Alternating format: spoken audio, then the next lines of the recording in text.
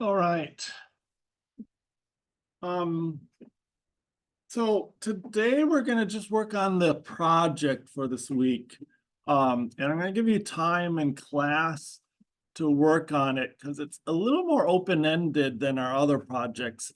Um, I'm kind of working these projects up to get you prep for your final paper, which I will have opened up probably next week or so when we start talking about the final project here. Um, in that, you're going to do kind of a research paper, have an hypothesis, test it out using some model here, and write it up and submit in a longer paper format with citations and sources and stuff like that. Um, and it's important to kind of create you're kind of doing a scientific experiment, and there's a kind of standard format for doing these experiments. And so this is kind of practice for that here. It's pretty open-ended. So again, I'm going to go into unit 12 here and go down to our project.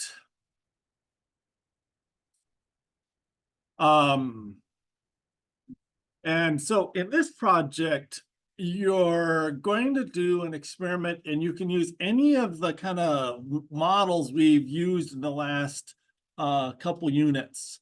So we just did like straight prompting with LLMs. So again, you can just bring up a ChatGPT window and do design an experiment that just works with, BART or whatever in some sort, one of the LLMs.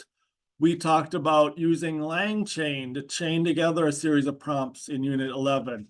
We also talked about using Crew AI to create agents and give the agents tasks and have the agents work together as a crew.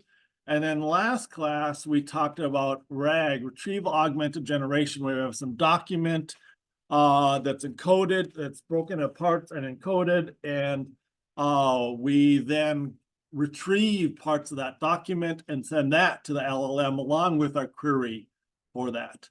So you've got to use any of those models. And it's not open yet for us to see What is the project. the project? So it says coming. Oh, okay. There, let's try this.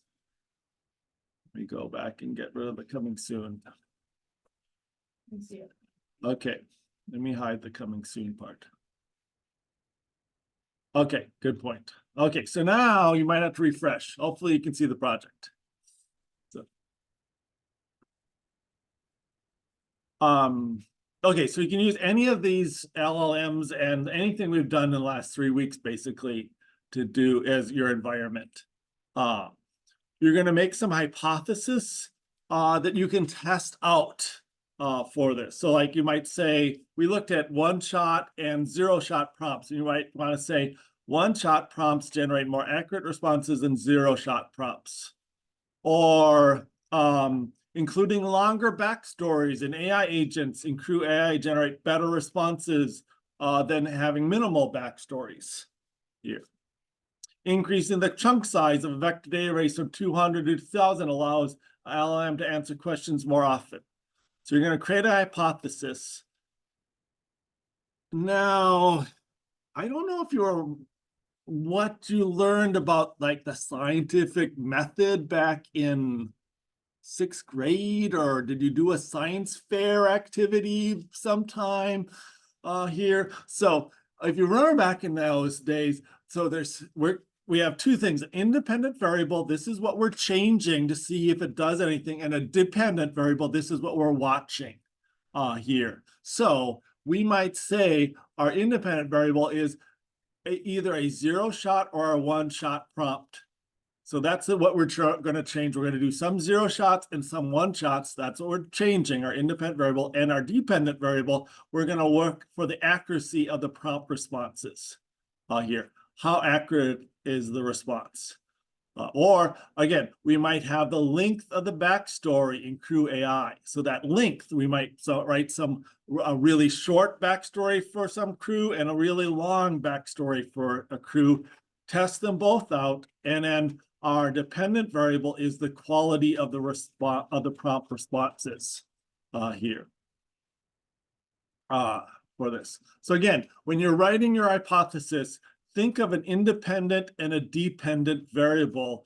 What are you going to check here, and what are you going to kind of alter, and then what do you hope to observe for this stuff? Does that sound familiar from science class here? So now, how are you going to do this? So first, you should open up the write-up here and make a copy of it as always.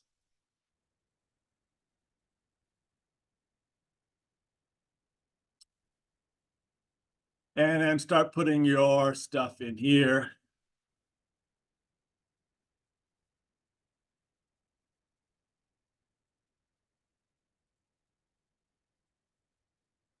And decide what kind of environment you're going to want to work in here. So, and I'm going to do a sample here today. You should not do the same thing I do, okay? Because I'm a sample, okay? So you should make up your own thing. So I'm looking at these environments. I think I liked the RAG stuff we just did, particularly in coding. So I'm going to open that up. I'm going to open up that and kind of look back at that when we did RAG and see. I think I want to do something with this. So I'm going to start thinking, what can I vary, test out to make, and what can I measure for it? So maybe I could do different size documents, a really long document and a short document, if I wanted. I had another one where, again, we can do the chunk size. I could do that for that. But I really thought it was cool when we did these vector similarity stuff, where we looked at these examples of sentences, and then we measured how close other sentences were to them. And I want to play with that. I thought that was fun there. So I'm going to play with these vectors encodings here and stuff. So I want to say, well, which encodings are better? We watched a video. I don't know if I watched a video.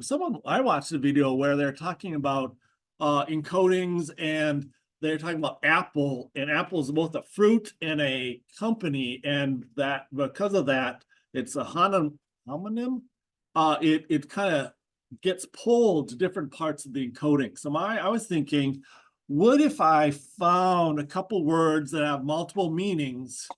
I think they'll be harder to understand and encode than a word with only one meaning. So I'm going to I'm going to write my hypothesis. Oh, first, describe the LLM environment I'm going to work with. So I am going to use my LLM. So I have to look what LLM is in here. So I have to look around here. And again, sometimes we can choose the LLM in this. I think this model particularly just had one.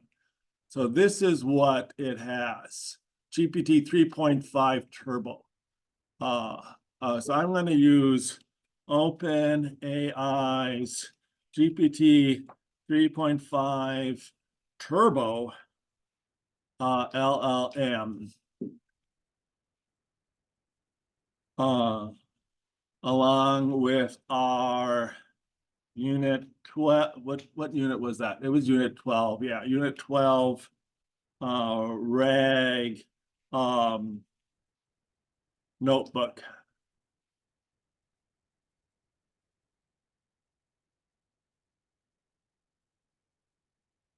Okay, I'm gonna have to make that a little longer. It says a paragraph, and right now I only have a sentence. So I'll work on that. We'll see. Okay, I'll come back depending on it. So, because I'm probably going to add some words when I get to encodings here and stuff like that. Okay, my hypothesis. What is my hypothesis here?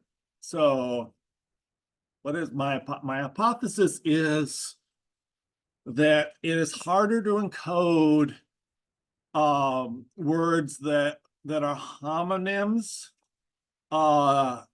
than not. But I want to try to phrase that in the independent versus dependent variables here. So I'm going to test out sentences that have a homonym and maybe sentences that don't have homonym, and then see how far they are from another sentence. Is there something I can measure here? When we ran this,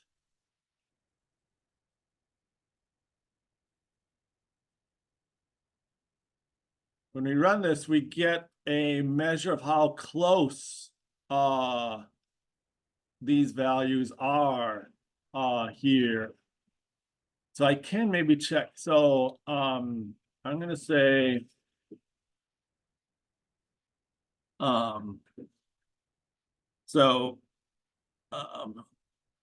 yeah, sentences with homonyms.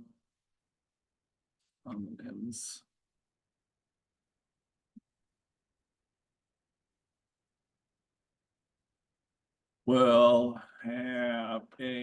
be more different,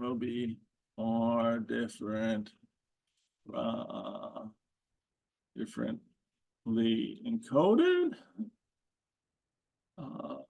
than sentences with names. Well, without.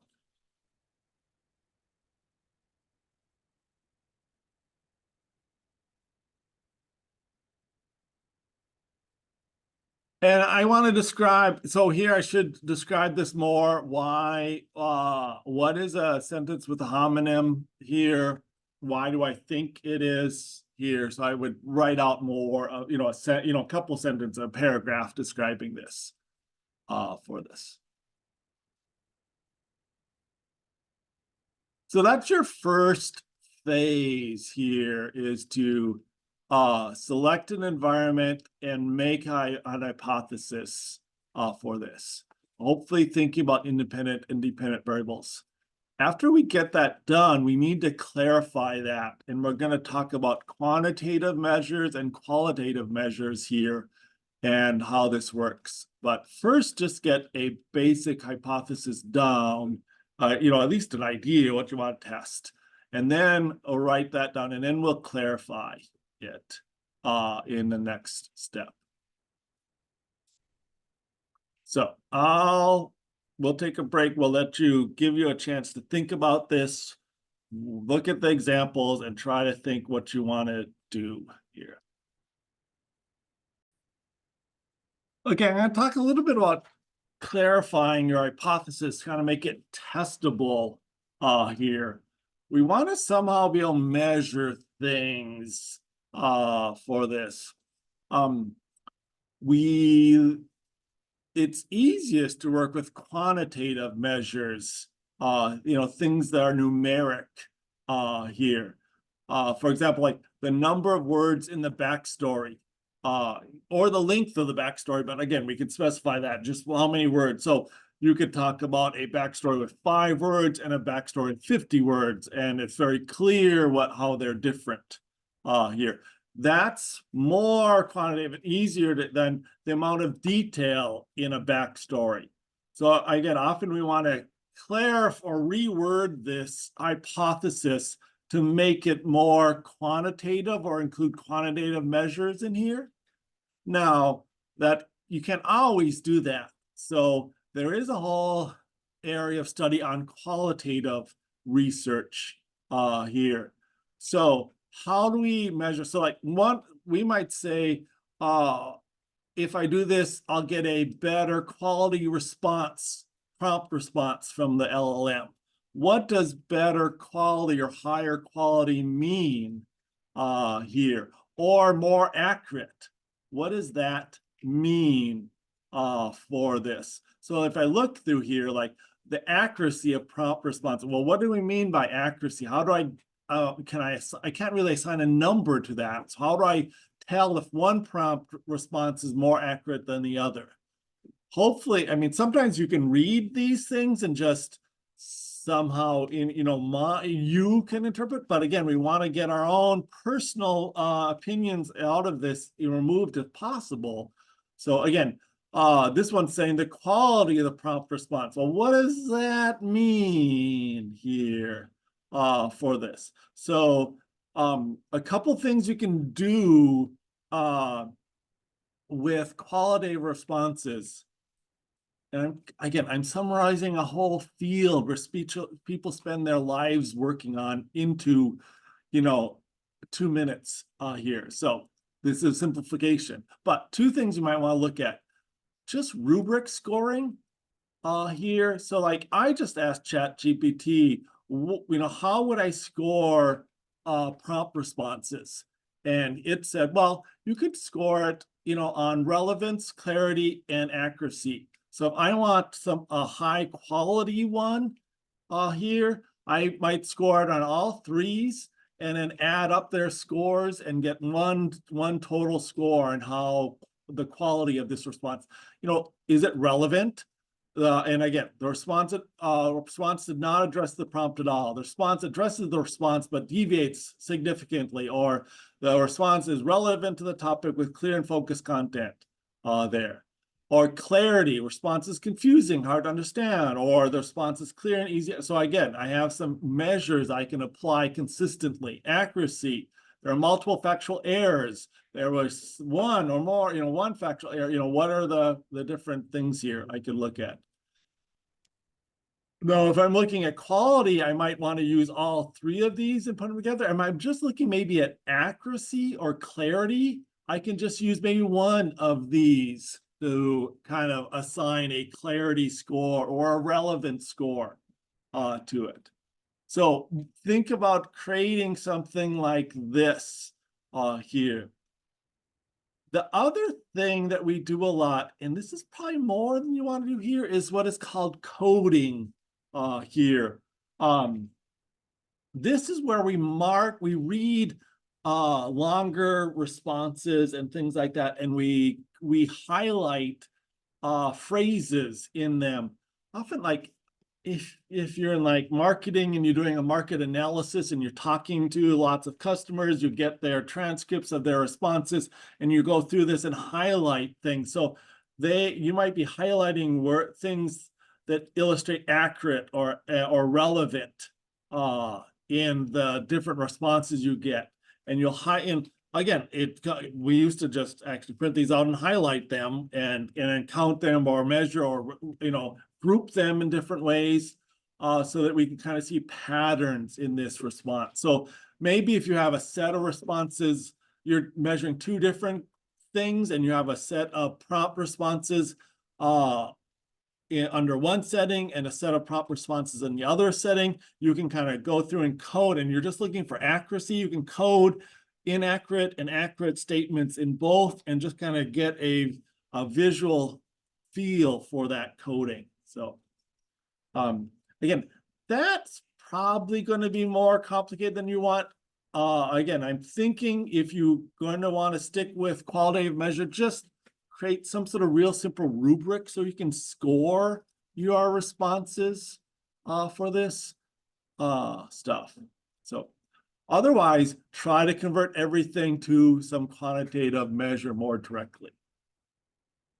So let's see, my hypothesis was, I wrote about homonyms here, and like a bat hits the baseball or bat caught an insect. Those are two different bats.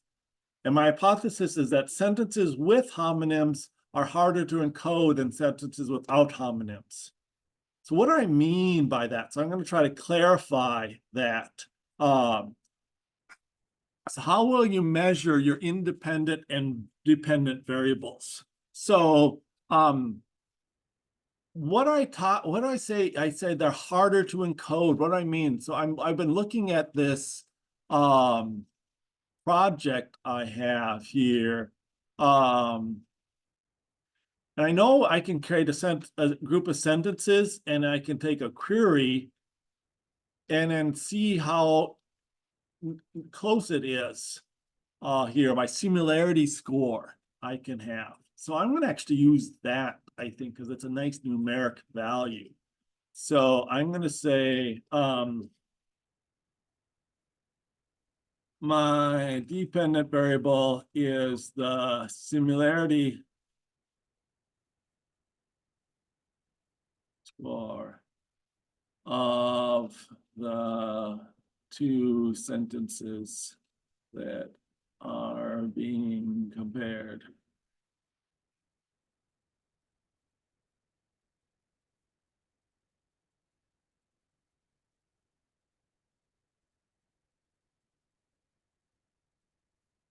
And what is my independent variable? I'm going to say I will use a sentence with a homonym and a similar sentence without one.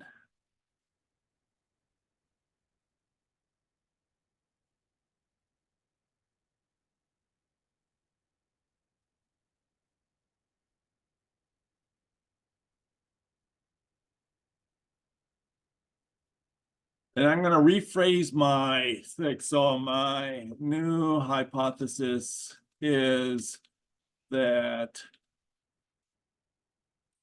that two sentences with a homonym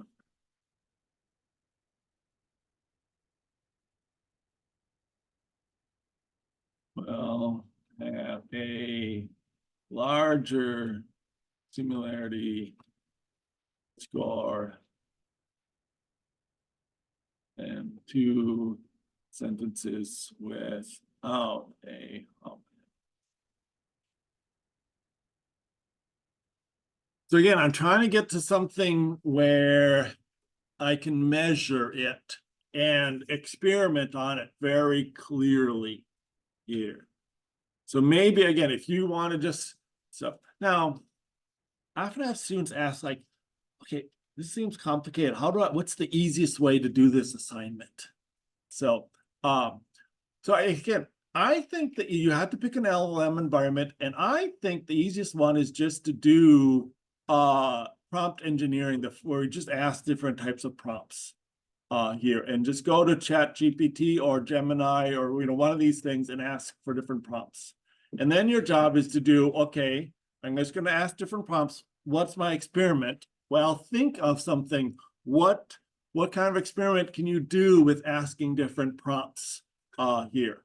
So maybe you think, just prompts about things that are more common will be harder than prompts about things that are least common. So maybe I, ask it about some historical figures that are well known and some that are less well known, and it should have trouble with the less well known ones. Or maybe I ask it about prompts about one state like that is really popular, like California, New York, and another state like Montana or Minnesota, and it should be able to answer more. I ask it things like, what is the governor? And it should be better at the more important states than least important. Or maybe you think that, I don't know, color is, write something about color that it won't be able to tell one color from the other, or recommend good colors, or won't have a theory of colors. I'm sorry, my wife's repainting our bathroom again, so we have color swatches all over our house again. So, for that. So I don't know, think of something there and write your hypothesis, and then you have to again decide, how do you measure this? If I say that, and maybe it can be just a matter of accuracy. I can ask it questions like, who is the governor of Minnesota or California? And it should answer better for states that are important than others. So then I can just say, did it get it right or not? Maybe it's more like, how good of it, and I need to come up with some sort of a little rubric to score the relevancy or the clarity or something like that. And again, you can often ask ChatGPT or any of these AI models, help me come up with a rubric for this, for scoring these prompts from this system. So. And then we're going to have to write, how are we going to do this? How many prompts, what kind of prompts, or what are you going to do? So again, I'm doing some sentences with synonyms. So I'm going to have, so what I'm thinking, this is what I'm thinking.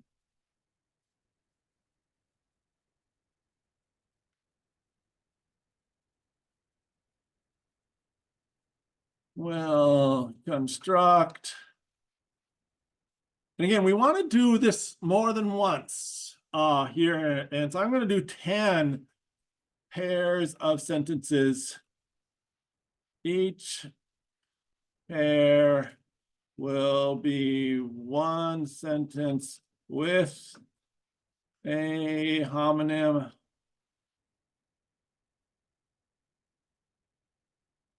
and one without. I will test I'll encode them and measure their similarities.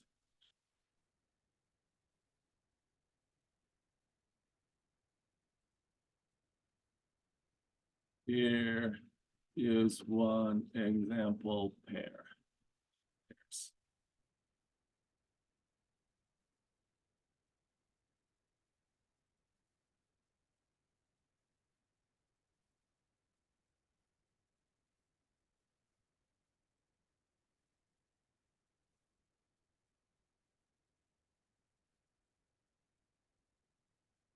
Now, I'm writing this, I'm also thinking, I'm talking about encoding. I look at my notebook and it does a lot of this encoding, and I'm noticing that there's information about the encoding. And up at the top, I talked about the LLM, but I didn't talk about the encoding. So I'm going to add, again, I need some more stuff in here. I'm going to say, also use the open AI encoding with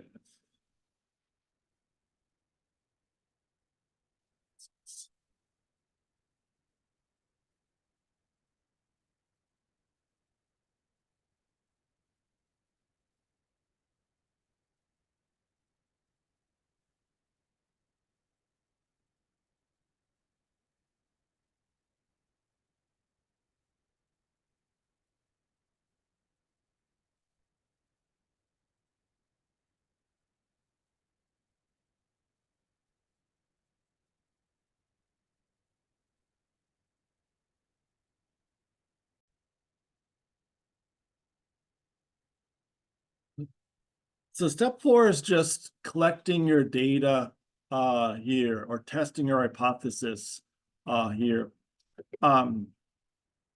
We want to run different data. So again, I'm going to run these sentences through and try to measure similarity. So I'm going to try to get that set up.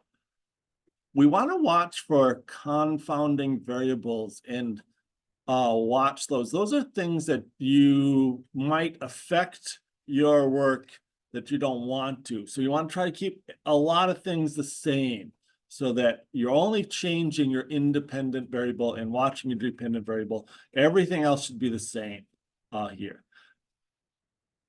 No, you're running at different time. I mean, what's important to run? What's, what is a confounding variable? And so, you might think, well, I'm doing it in the same lab, the same time, I'm wearing the same clothes. Sure, is the clothes you're wearing really going to affect this? Maybe not there. But like, interesting point, almost every signal we've ever investigated for extraterrestrials and radio telescopes and stuff is attributed to microwaves and people making their lunch nearby and stuff like that. So often there's weird things that will confound your experiment that you don't think about right away. So you know, is the network speed, or there's something that you don't see. So you want to try to keep everything that's in your control the same. So again, I'm going to try to run this here. So, and you'll need to run, now if you're just using an LLM and doing prompting, you can just run that in a window here. I can just open up ChatGPT. I'm doing this in this notebook. So I've taken this notebook, made a copy of it so I can edit it. And I'm opening my embeddings here and running my commands on it for this. So I'm pasting in my sentences in here for this. And then I'm doing my measurements. I'm getting my measurements out and running them.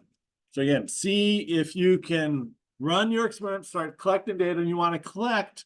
You don't want to do it just once. You want to, because one way to kind of eliminate some confounding variables is maybe one of them is that the exact prompt you use, or the word choice you use was different. So you want to do, you know, maybe multiple prompts, multiple examples. So if I'm doing homonyms, right now I'm just using bat, baseball bat, and well, you know, insect eating bat.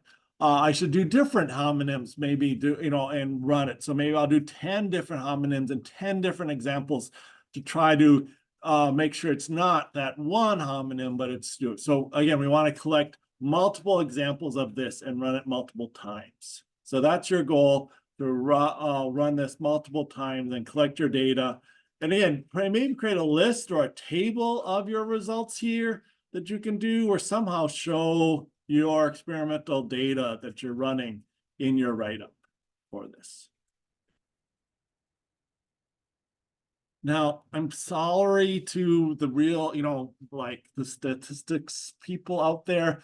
In the real world, we would be talking about statistical significance here, and we'd be calculating p-values. There's a way you run it multiple times, you figure out the deviation there, and then you can calculate a statistical significance there for that, and you can do that. To tell you the truth, I'm not a big fan of statistical significance.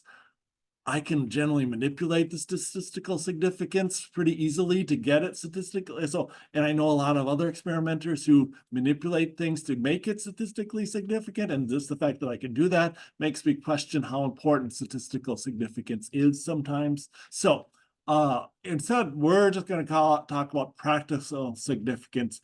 When you look at this data, and the different values, do you think it's a significant amount there? So we're not going to do statistical significance.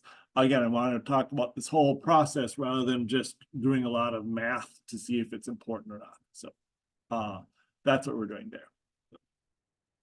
So collect your data and see how that goes.